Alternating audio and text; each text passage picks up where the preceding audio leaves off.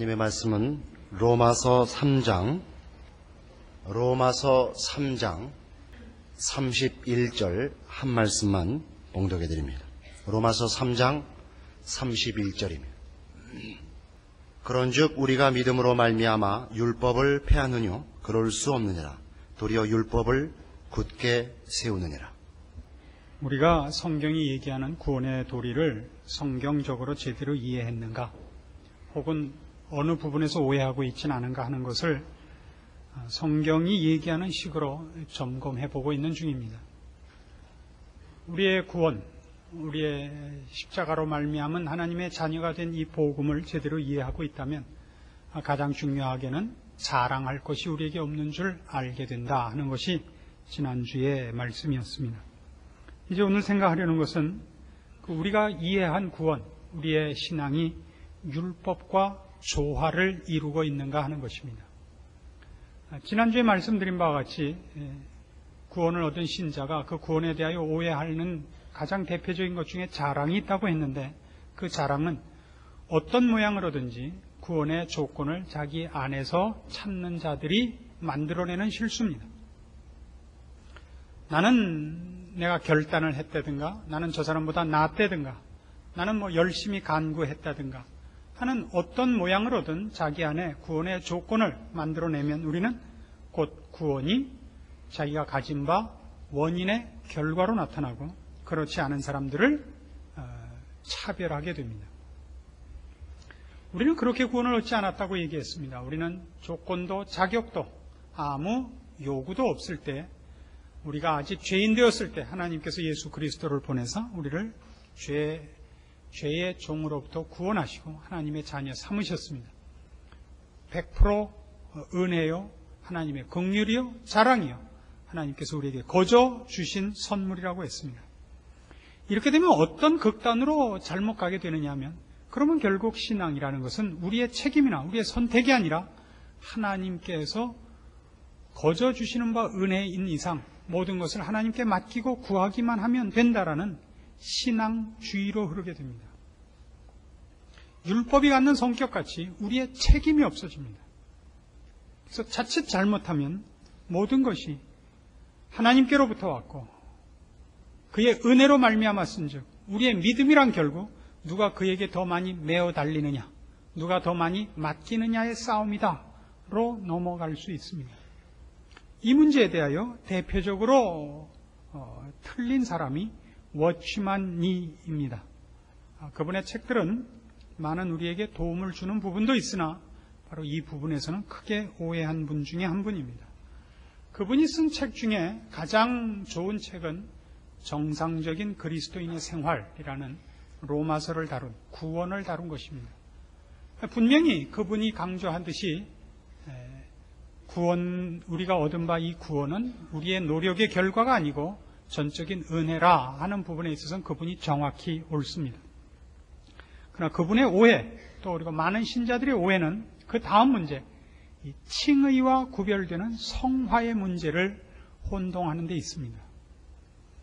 우리가 칭의, 좁은 의미에서의 구원, 죄의 자녀로부터 하나님의 자녀가 되는 이 문제는 우리에게 조건이 없고 우리에게 원인이 없습니다.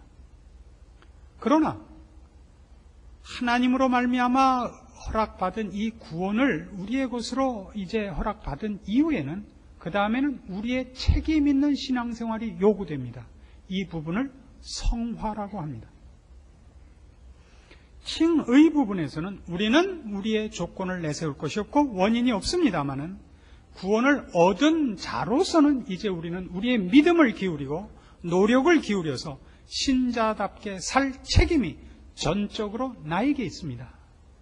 우리는 보통 이 두 가지를 바꿔서 쓰기 일쑤입니다. 구원은 자기가 선택했고 믿어서 얻었고, 그 다음에 성화는 주시옵소서로 한단 말이죠. 나에게 좋은 성품을 주시옵소서, 나에게 이러저러한 것을 주시옵소서. 그건 주시지 않습니다. 노력하셔야 됩니다. 처음 구원은, 칭의에 해당하는 구원은 선물로 주어지지만 성화는 각자가 노력하지 않으면 안 됩니다. 성경엔 이렇게 두려운 글이 기록되어 있죠. 스스로 속이지 말라. 하나님은 만홀이 여김을 받지 아니하시나니 사람이 무엇으로 심든지 그대로 거두리라. 성화에 관한 얘기입니다. 그러나 오늘 우리가 다루고 있는 것은 칭의입니다. 어떻게 우리가 죄의 노예로부터 하나님의 크신 은혜와 십자가의 능력으로 하나님의 자녀가 됐는가를 따지는 데입니다. 우리는 우리의 자랑거리가 없고 우리의 조건이 없고 원인이 없음을 확인해야 됩니다. 우리는 자랑할 수 없습니다. 그러나 이 모든 것은 우리로 율법의 요구가 이루어지도록 우리를 밀고 나가는데 그 목적이 있습니다. 예를 들면 마태복음 5장 같은 말씀입니다. 마태복음 5장 17절입니다. 내가 율법이나 선지자나 폐하러 온 줄로 생각지 말라. 폐하러 온 것이 아니요 완전케 하려 함이로라. 진실로 너희에게 이르노니 천지가 없어지기 전에는 율법의 1.1획이라도 반드시 없어지지 아니하고 다 이루리라. 주님께서 오신 것, 즉 십자가가 율법을 필요 없게 만들거나 율법을 폐기시키지 않는다고 얘기합니다. 이걸 명심해 두어야 합니다. 은혜로 구원을 얻습니다. 그 은혜로 얻은 구원이 율법과 어떻게 손을 잡는가를 모르면 우리는 신앙주의로 빠집니다. 우리의 성화는 실패하게 됩니다. 갈라디아서 4장으로 가보십시다. 신약성경 306페이지 갈라디아서 4장입니다. 4절 말씀부터 봅니다. 때가 참에 하나님이 그 아들을 보내사 여자에게서 나게 하시고 율법 아래 나게 하신 것은 율법 아래 있는 자들을 속량하시고 우리로 아들의 명분을 얻게 하려 하심이라. 주의해서 보십시오. 하나님께서 우리를 구원하시는 방법을 율법을 폐기시키거나 율법을 완화시켜서 하시지 않습니다. 율법을 만족시키면서 우리를 구원하십니다. 그럼 우리가 혼동하는 건 뭐냐 하면 율법으로 말미암지 않는다는 구원과 그 구원이 율법을 세운다는 것이 도대체 어떤 의미에서는 둘이 대칭이 되고 대치되고 어떤 의미에서는 그것이 조화되느냐 하는 것을 혼동하는 데 있습니다. 로마서 8장으로 갑시다. 로마서 8장 3절입니다. 율법이 육신으로 말미암아 연약하여 할 수 없는 그것을 하나님은 하시나니 곧 죄를 인하여 자기 아들을 죄 있는 육신의 모양으로 보내어 육신의 죄를 정하사 육신을 쫓지 않고 그 영을 쫓아 행하는 우리에게 율법의 요구를 이루어지게 하려 하심이니라. 어떻게 한다고요? 앞에 건 뭐 얘기하지 맙시다. 1차. 어떻게 우리가 구원을 얻었느냐에 대한 얘기는 잠깐 접어두고 구원을 이루어서 뭘 하려고 그러는 거예요? 율법의 요구를 이루려고 한다고요. 그럼 무엇에서는 율법으로 안 되느냐 하면 이 율법의 요구를 만족시키는 거룩한 사람이 되는 그 율법을 만족시킬, 거룩을 만족시킬 수 있는 자격과 능력을 가지는 자리, 즉 우리가 일반적으로 얘기하는 구원을 얻는 자리로 오는 것은 율법이 하지 못합니다. 율법의 요구는 우리에게 거룩을 요구하고 있습니다. 거룩해야 된다는 목표와 요구를 우리에게 제시하고 있지만 율법 자체가 우리를 거룩하게 만들지는 않습니다. 여기가 바로 은혜가 서야 되고 십자가가 서야 되는 자리입니다. 우리가 죄를 범하고 율법을 범하고 율법의 심판 아래 있습니다. 율법은 우리를 정죄할지언정 우리를 살려내진 못합니다. 하나님의 은혜로 십자가로 말미암아 예수 그리스도의 속죄 사역으로 우리는 구원을 얻습니다. 왜 구원시켰다고요? 율법의 요구를 이루어지게 하려고요. 그래서 우리가 십자가로 말미암아 우리의 자랑거리 없이 원인 없이 값 없이 은혜로 선물로 은혜를 받았으면 구원을 받았으면 그 구원이 우리로 무엇으로 나가게 하느냐? 율법을 만족시키는 대로 나가게 하는 것입니다. 율법으로 구원 얻진 않았습니다. 구원을 얻었으면 율법을 이루는 대로 가야 됩니다. 그럼 우리는 어떻게 되기 쉽죠? 율법으로 구원을 얻은 것이 아닌즉 율법은 나와 상관이 없다로 가기 일수다 말입니다. 이제는 아무 노력도 하지 않고 언제든지 필요할 때 엎드려서 기도만 하면 된다라고 생각하는 것이 이 신앙주의자들의 큰 오해 중에 하나다 이겁니다. 십자가는 율법에서보다도 더 하나님의 거룩과 의를 증거하고 있음을 잊지 않아야 된다 이겁니다. 왜요? 십자가란 왜 율법보다도 더 하나님의 의와 거룩을 증거하고 있느냐? 율법이 요구한 것이 무엇이었냐부터 추적하면 분명해집니다. 레위기 19장으로 갑시다. 구약성경 175페이지. 레위기 19장 1절입니다. 레위기 19장 1절입니다. 여호와께서 모세에게 일러 가라사대 너는 이스라엘 자손의 온 회중에게 고하여 이르라. 너희는 거룩하라. 나 여호와 너희 하나님이 거룩함이니라. 거룩은 율법의 가장 중요한 내용이고 목표입니다. 왜요? 하나님이 거룩하기 때문입니다. 하나님의 소유가 되려면 거룩하신 분에게 소유되기 위한 거룩함이 필요합니다. 그래서 이런 요구들이 있는 겁니다. 3절. 너희 각 사람은 부모를 경외하고 나의 안식일을 지키라. 왜요? 나는 너희 하나님 여호와니라. 부모를 경외하고 안식일을 지키십시오. 왜요?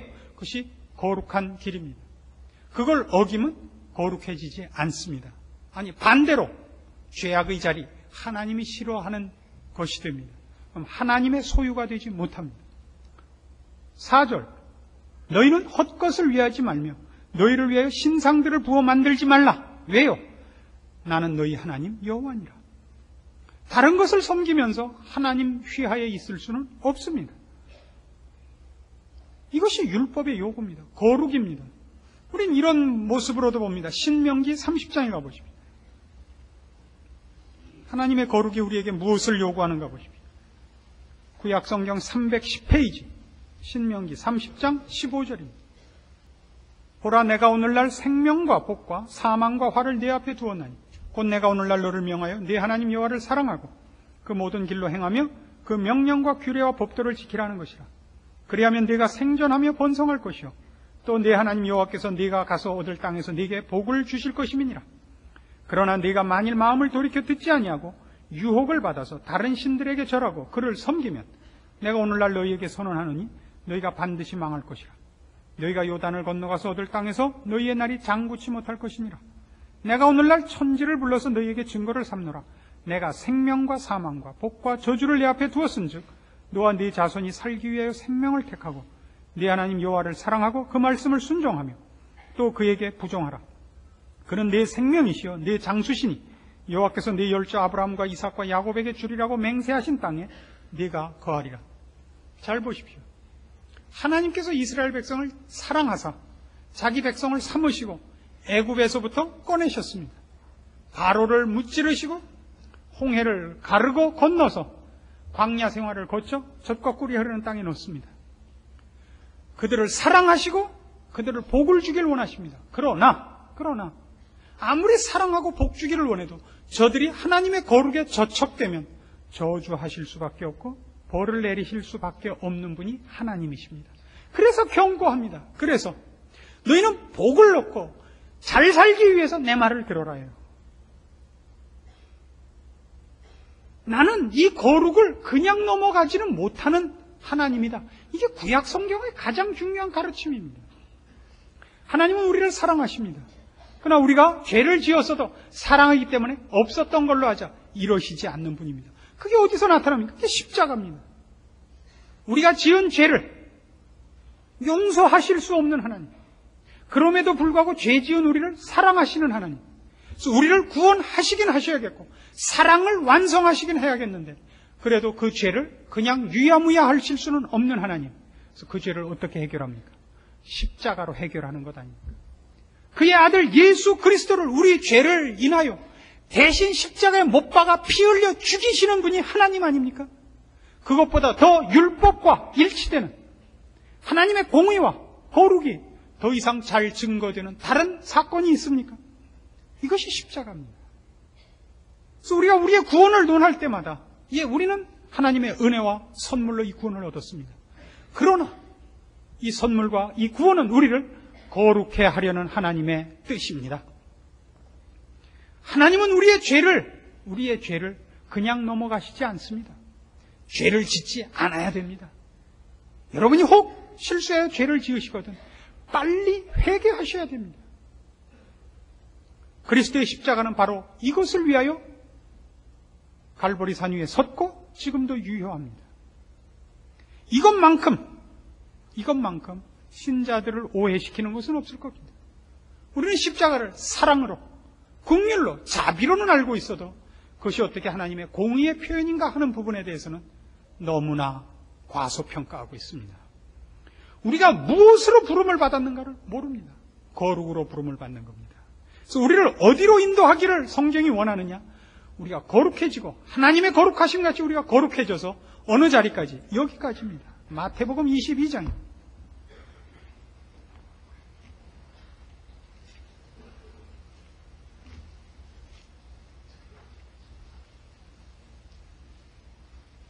마태복음 22장 36절입니다.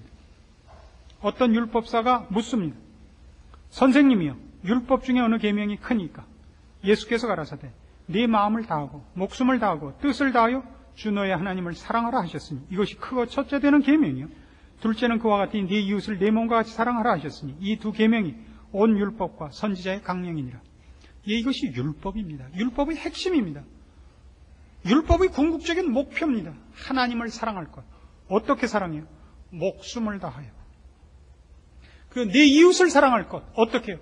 자기 자신을 사랑하듯이. 자기 몸같이 이웃을 사랑할 것입니다. 이것이 율법이 요구하는 거룩의 궁극적인 목표입니다. 그래서 우리는 이렇게 물어야 됩니다.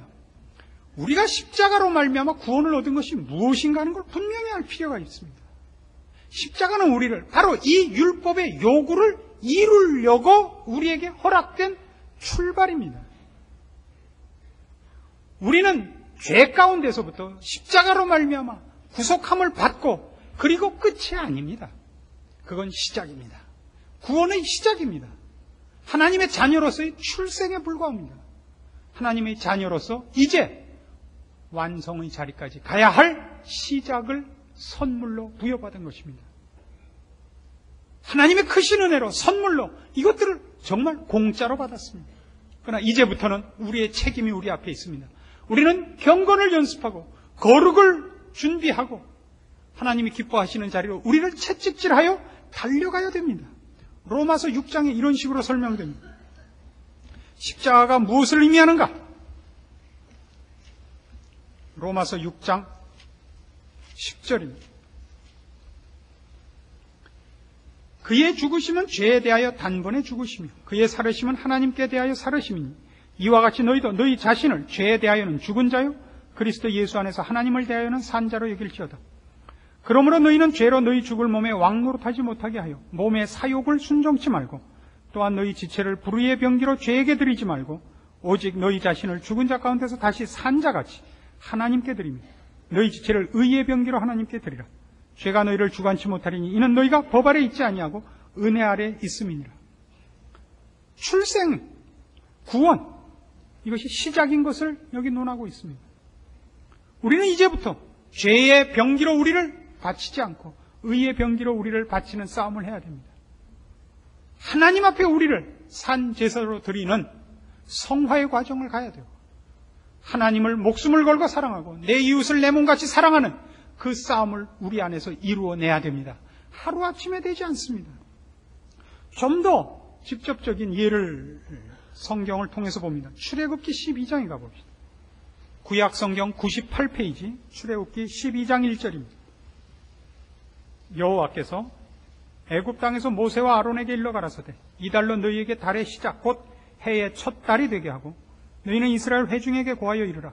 이달 열흘에 너희 매인이 어린 양을 취할지니 각 가족대로 그 식구를 위하여 어린 양을 취하되 그 어린 양에 대하여 식구가 너무 적으면 그 집의 이웃과 함께 인수를 따라서 하나를 취하며 각 사람의 식량을 따라서 너희 어린 양을 계산할 것이며 너희 어린 양은 흠없고 1년 된 수컷으로 하되 양이나 염소 중에서 취하고 이달 14일까지 간직하였다가 해질 때 이스라엘 회중이 그 양을 잡고 그 피로 양을 먹을 집 문 좌우 설주와 인방에 바르고 그 밤에 그 고기를 불에 구워 무교병과 쓴나물과 아울러 먹되 난로나 물에 삶아서나 먹지 말고 그 머리와 정강이와 내장을 다 불에 구워 먹고 아침까지 남겨두지 말며 아침까지 남은 것은 곧 소화하라. 너희는 그것을 이렇게 먹을지니 허리에 띠를 띠고 발에 신을 신고 손에 지팡이를 잡고 급히 먹으라. 이것이 여호와의 유월절이니라. 유월절은 이스라엘이 애굽에서 어떻게 하나님의 크신 은혜로 벗어나게 되었는가를 기념하는 절기이면서 동시에 영적으로는 어떻게 우리 모든 죄인들이 죄의 노예로부터 하나님의 크신 은혜로 유월절 양 되시는 예수 그리스도의 대속물로 말미암아 구원을 얻게 되는가 하는 상징이 담긴 중요한 하나의 예식입니다. 어린 양이 그의 죽음으로 우리를 대신하듯이 예수 그리스도께서 그의 죽음으로 우리를 대신하여 속죄 제물이 되고 우리는 자유함을 얻는 것입니다. 그런데 이것을 먹는 방법을 11절에 자세히 보시면 먹는 방법에 중요한 차이가 있습니다. 허리에 띠를 띠고 발에 신을 신고 손에 지팡이를 잡고 급히 먹도록 되어 있습니다. 말하자면 이건 서서 먹는 음식입니다. 앉아 먹지 않습니다. 왜냐하면 이 유월절은 이제 이 구원의 출발이기 때문입니다. 구원은 종되었던 애굽집에서 노예와 종의 생활에서 벗어나는 것이 전부가 아닙니다. 애굽에서부터 홍해를 걸러 나오는 것이 전부가 아닙니다. 젖과 꿀이 흐르는 땅 가나안에 가기까지가 구원입니다. 그래서 유월절을 지키고 애굽에서 탈출하는 것은 시작입니다. 저들은 먼 길을 가야 됩니다. 가나안을 들어가기 위하여 맨 먼저 해야 되는 것은 애굽의 노예의 자리로부터 탈출해야 됩니다. 자유로워져야 됩니다. 그것 없이 원하는 곳을 갈 수가 없습니다. 그러나 탈출이 궁극적인 목표는 아닙니다. 애굽으로부터의 해방은 가나안을 들어가기 위한 조건에 불과합니다. 그래서 우리의 모든 구원도 마찬가지입니다. 십자가가 왜 있었는가? 우리가 하나님께서 요구하는 영광의 자리에 가기 위한 죄로부터의 해방으로서 필요합니다. 그것은 출발입니다. 그래서 오늘날 한국 교회의 전체 분위기 중에 가장 혼동되고 있는 것 중에 하나가 뭐냐면 이 탈출만을 궁극적인 목표로 삼고 그의 신앙생활을 하는 신자들이 적지 않게 있다는 사실입니다. 이것 없이는 애굽을 탈출하는 것 없이는 죄의 종으로부터 그리스도의 십자가로 말미암아 구원을 얻는 것 없이는 목표지에 가지 못합니다. 그런 의미에서 이거는 사활적으로 중요한 것입니다. 구원은. 그러나 구원을 전체로 놓고 볼 때는 이 애굽으로부터의 탈출, 죄로부터의 해방은 결국 그것이 클라이맥스도 아니고 그것이 목표도 아니고 가장 중요한 사건도 아닙니다. 목적지에 가는 것이 가장 중요한 것입니다. 그걸 위한 조건에 불과합니다. 이것 없이는 이 새로운 출발, 새로운 탄생, 죄로부터의 해방 없이는 우리가 하나님 앞에 영광스러운 자리에 갈 수 없는 것이 사실이지만 이것이 궁극적인 목표가 되어서 거기 앉아있는 것은 안 됩니다. 그래서 한국교회는 전도라는 것이 너무 강조되고 있습니다. 물론 전도는 아무리 강조되어도 괜찮습니다. 그러나 균형으로 따지자면 이 성화 그리고 하나님 앞에 가는 이 궁극적인 목표까지 삼켜버리고 궁극적인 목표로 서 있습니다. 그래서 한국교회 신자들을 보면 이런 느낌이 듭니다. 홍해바다 해변가에 횟집 차려놓고 앉아있는 사람들 같아요. 그리고 저쪽 애굽에 있는 사람들한테 손을 흔들면서 저 푸른 해원을 향하여 흔드는 영원한 노스탈자의 손수건입니다. 이리 오라, 이리 오라. 오면 옆집에 또 횟집 차려줘갖고 이번엔 듀엣으로 이리 오라, 이리 오라.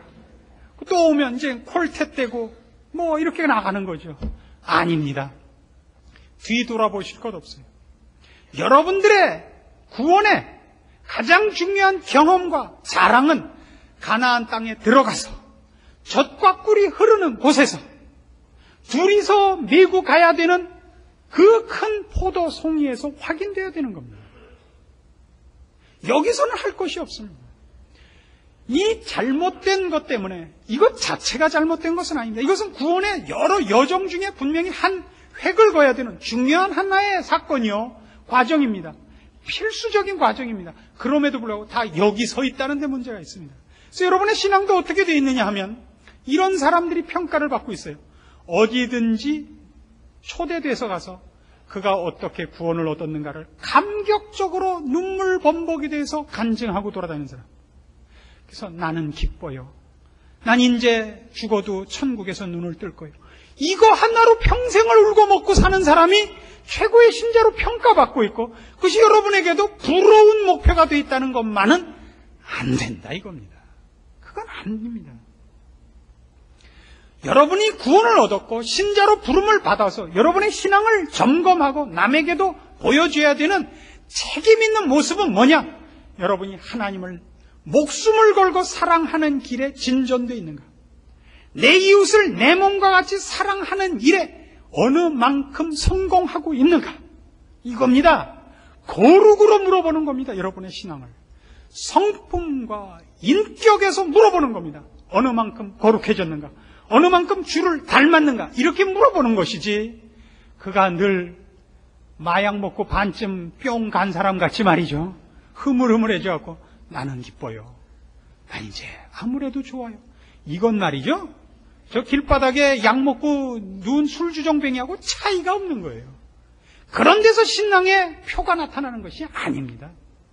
오히려 신앙이란 훨씬 행복과 기쁨과 감격의 연속이 아니라 갈등의 연속이라고 얘기하는 것이 옳습니다. 왜요? 이제는 율법이 사정없이 우리를 채찍질합니다. 너 왜 거룩하게 살지 않는가? 이렇게 우리를 채찍질하는 것이 신자가 된 다음에 겪는 현실적인 상황입니다. 그래서 여러분의 신앙을 한번 재점검해 보세요. 여러분이 예수를 믿고 난 다음에 맨 처음 찾아온 것이 뭡니까? 기쁨일 수 있습니다. 기쁨이 찾아오죠. 기쁨을 뒤이어서 더 큰 기쁨이 오는 것이 아니라 갈등이 여러분을 찾아왔을 것입니다. 어떤 갈등이요? 말씀대로 하나님을 기쁘게 하시는 대로 살아가지고는 세상이 여러분을 환영하지 않는 쓴 경험을 여러 번 하셨을 겁니다. 정직하게 살고 양보하고 산 것이 세상에서 아무런 보상을 여러분 받지 못했고 오히려 짓밟힌 상처가 있을 겁니다. 그래서 어떻게 하셨습니까? 신앙을 제껴놓고 불신자처럼 살기로 하지 않았습니까? 그런데 하나님은 예수 그리스도의 피로 값주고 산 영혼들을 사망의 길에서 잠자도록 내버려 두시지 않아서 여러분이 세상의 형편에 발맞춰 사는 것을 내버려 두시지 아니하고 저 믿지 않는 자들은 그렇게 사는 대로 잘 먹고 잘 살게 내버려 두는데 믿는 사람들에 대해서는 간섭을 해서 여러분들 영혼을 자꾸 괴롭히시고 여러분이 세상으로 가는 일들을 자꾸 막으십니다. 그래서 어떻게 하기로 했어요? 하나님 앞에 이렇게 여러분 아우성 쳐본 적이 없던가요? 하나님, 내까짓게 죄 좀 지키려서니 하나님께 뭐 그리 큰 일이라고 이렇게 방해를 하십니까? 예전에 봤던 영화 포세이돈 어드벤처에서는 진 해크만이 나중에 그 스팀 핸들을 돌리면서 이렇게 아우성을 칩니다. 하나님 도와주시지 않아도 좋습니다. 방해나 하지 마십시오. 한 번씩 해봤죠, 다. 왜 그런 얘기를 할 수밖에 없죠? 여러분 뒤통수에 하나님의 말씀이 여러분을 붙잡고 있는데 그 말씀대로 살아갖고는 안 되겠거든요. 그래도 세상 사람보다는 좀 낫게 내가 하고 있는데 하나님 도와주시진 않을 망정 늘 와서 나를 괴롭힌단 말입니다. 그러다가 어느 날 경고 1회, 경고 2회, 경고 3회, 경고 12회 꽝 하고 한번 터지는 날이 있죠. 그날 여러분 모두가 뭐라고 간증을 했습니까? 난 맞아도 싸다. 내가 이럴 줄 알았다. 여러분 주변에서 너무 많이 들었던 얘기 아닙니까? 그리고 그걸 기점으로 해서 이제 하나님께 완전히 몰두하는 사람으로 바뀝니다. 이건 누구에게나 일어나는 일입니다. 이걸 말로 알아듣고 바꾸는 사람을 저는 몇 보질 못했습니다. 저는 물론 말로 알아듣고 바꾼 사람입니다만 이렇게 쉽게 돌아와지지 않습니다. 얻어맞고야 돌아옵니다. 그래서 여태껏 세상을 따라서 살았던 모든 것을 하루아침에 몇십 년을 수고했던 모든 것을 내팽개치고 다시 시작을 해야 되는, 그래서 인간적인 눈으로 보자면 신앙생활이야말로 정말 갈등과 처절한 실패의 연속이라고 얘기할 수밖에 없는 것이 사실적인 신앙생활입니다. 인간이란 그렇게 지혜롭지 않습니다. 한두 번 매맞아갖고 돌아오지 않습니다. 저희 교회에 신자 한 분이 저에게 그 가까운 친구 한 분을 소개한 적이 있습니다. 그 친구분이 심장에 이상이 생겨가지고 고속도로를 가다가 선수 운전을 하고 가다가 심장에 이상이 생겨서 죽을 뻔하다가 그 도로 순찰차에게 발견이 돼서 간신히 목숨을 건졌습니다. 부인은 열심히 예수를 믿는 분이고 이분은 별로 안 믿는 분인데 이 일을 당하니까 부인이 있는 공갈 없는 공갈을 다 한 겁니다. 당신 그거 마지막 경고요. 알아서 하시오. 캥긴단 말이죠. 그래서 이제 우리 교회 나오시는 친구분한테 그걸 물은 겁니다. 이게 어떻게 해야 되는 건가? 그래서 이제 용하다는 목사를 만나기로 해서 저를 만나게 되었습니다. 그래서 이제 그 부부, 소개하신 부부, 우리 부부 여섯이 이제 앉았죠. 그러니까 이제 뭐 시작부터 그쪽 부인께서는 계속 공갈을 놓고 계십니다. 당신 이제 3일 동안 돌이키지 않으면 당신 남은 것은 이제 못밖에 없어. 이제 계속 식사를 할 수가 없어요. 계속 쪼는 거예요. 그러니까 남편은 평상시 같으면 그 얘기를 듣고 싶지 않지만 지금은 한번 당한 입장 아닙니까? 그래서 이제 물었습니다. 목사님, 이거 정말 그겁니까? 이거 정말 그 최후의 경고입니까? 그래서 제가 이렇게 답을 했죠. 아닙니다. 아직 괜찮으십니다. 그 부인이 샛노래졌죠. 아니, 자기 편을 들기로 기대했던 목사가 괜찮다 그러니 어떡하면 돼요? 그 남편이 얼굴이 폈어요. 아니, 정말 괜찮은 거예요. 그럼요. 사람은 한 번에 돌아오는 사람은 없습니다. 하나님도 그거 아시고 여러 번 치세요. 걱정 마세요. 또 갖다 또 놓으세요. 아직 놀고 계십니다. 벌써 몇 년 됐는데 사람은 한 번에 돌아오지 않습니다. 하나님도 아시고 우리도 우리를 알아야 됩니다. 우린 그렇게 지혜롭지 않습니다. 그래서 사실은 이 예수 그리스도의 십자가의 능력으로 구원을 얻은 우리들의 신앙생활이 저쪽에 원래 가 있고 맞으면 잠시 왔다 또 가고 그 다음에 맞으면 조금 더 왔다 또 가고 올 때까지 얼마나 무수히 터지고 갈등하고 아우성치고 그러게 되겠습니까? 생각을 해보세요. 누가 신앙을 행복이라고 말했단 말입니까? 그렇지 않습니다. 그건 행복도 기쁨도 형통도 아닙니다. 우리는 비로소 하나님의 크신 은혜로 하나님의 자녀로 출생했습니다. 미운 7살 지나야 돼요. 사춘기 지나야 되고요. 끊임없이 하나님과 우리 사이에 갈등이 생깁니다. 우리는 이렇게 쉽게 순종하지 않습니다. 그러나 알아야 될 것 있습니다. 이 과정을 통과하지 않고 우리는 완성의 자리에 가지 못합니다. 우리는 이 갈등이 없는 것이 신앙이라고 생각해서는 안 됩니다. 그리고 하나님은 이 거룩을 우리에게 다 이루기까지 절대 손을 놓지 않습니다. 그전엔 죽지도 못합니다. 그전엔 죽지도 못해요. 하나님은 여러분이 하나님께서 그리스도의 피로 값주고 산 그 값을 다 이루기까지는 여러분을 죽도록 내버려 두시지도 않습니다. 여러분을 완성시켜서 하나님 앞에 만족할 만한 자리에 세우기까지는 하나님은 절대 여러분을 포기하시지 않습니다. 베드로전서 1장으로 가십시다. 신약성경 377페이지입니다. 자, 구원이 어떻게 율법과 같이 가는가? 여기 분명히 나옵니다. 베드로전서 1장 3절 찬송하리로다. 우리 주 예수 그리스도의 아버지 하나님이 그 많으신 긍휼대로 예수 그리스도의 죽은 자 가운데서 부활하심으로 말미암아 우리를 거듭나게 하사 산 소망이 있게 하시며 썩지 않고 더럽지 않고 쇠하지 아니하는 기업을 있게 하시나니 곧 너희를 위하여 하늘에 간직하신 것이라. 너희가 말세에 나타내기로 예비하신 구원을 얻기 위하여 믿음으로 말미암아 하나님의 능력으로 보호하심을 입었나니 그러므로 너희가 이제 여러 가지 시험을 인하여 잠깐 근심하게 되지 않을 수 없었으나 오히려 크게 기뻐하도다. 너희 믿음의 시련이 불로 연단하여도 없어질 금보다 더 귀하여 예수 그리스도에 나타나실 때 칭찬과 영광과 존귀를 얻게 하려 함이라. 자, 구원을 여기서는 미래지향적으로 얘기하고 있다는 걸 놓치지 마십시오. 미래지향적으로. 3절 끝부분에 이렇게 되어 있습니다. 우리를 거듭나게 하사 산 소망이 있게 하시며, 거듭난 것이 끝이 아니에요. 거듭났기 때문에 산 소망이 있어요. 소망이 있다고요. 4절 썩지 않고 더럽지 않고 쇠하지 아니하는 기업을 있게 하십니다. 기업이에요. 앞으로 이을 말하자면 유산이란 말이죠. 곧 너희를 위하여 하늘에 간직하신 것입니다. 그리고 이것은 하늘에 간직한 너희가 말세에 나타내기로 예비하신 구원입니다. 우리가 예수 그리스도의 십자가로 하나님의 자녀가 된 것이 다가 아닙니다. 그 자녀다운 자리에 가는, 그 영광의 자리에 가는 것, 말세에 나타날 그것, 그리고 그 자리는 7절 끝에 있는 바와 같이 칭찬과 영광과 존귀를 얻어야 되는 자리인 것입니다.